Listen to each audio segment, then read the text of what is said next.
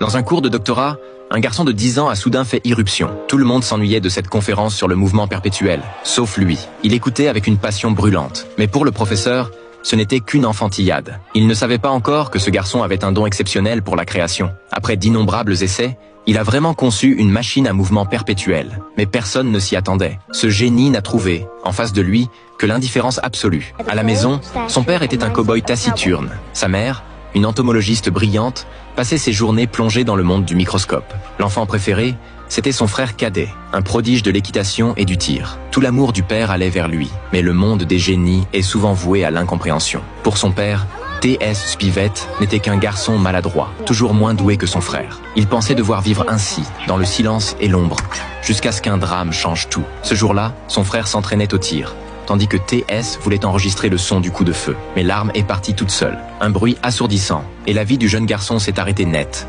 Depuis, plus personne n'a prononcé son nom, comme s'il n'avait jamais existé. Personne n'a blâmé T.S., mais il sentait la distance, le froid dans le regard de son père. Et cette peur, au fond de lui, celle d'être oublié à son tour. Alors il a passé des jours entiers à construire une maquette de la ferme, espérant résoudre le problème d'eau et regagner l'attention de son père. Mais avant même qu'il puisse s'expliquer, son père l'a interrompu, agacé. Le cœur de T.S. s'est brisé. Sa mère s'est réfugiée dans son travail, sa sœur s'est enfermée dans son indifférence. Et lui, il a commencé à rêver de partir. Un jour, un appel inattendu a tout changé. Une voix de femme lui a annoncé que son invention, la machine à mouvement perpétuel, venait de recevoir le plus grand prix du monde scientifique.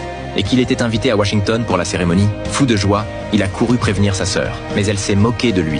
À cet instant, il a compris. Ses parents ne le croiraient jamais. Alors il a pris une décision. Il irait seul. Cette nuit-là, il a préparé ses affaires, descendu les escaliers sur la pointe des pieds. Puis, il s'est arrêté. Il ne voulait pas disparaître sans un mot. Et il avait peur de leur chagrin quand il découvrirait son absence. Alors il a pris un stylo et a commencé à écrire sa lettre d'adieu.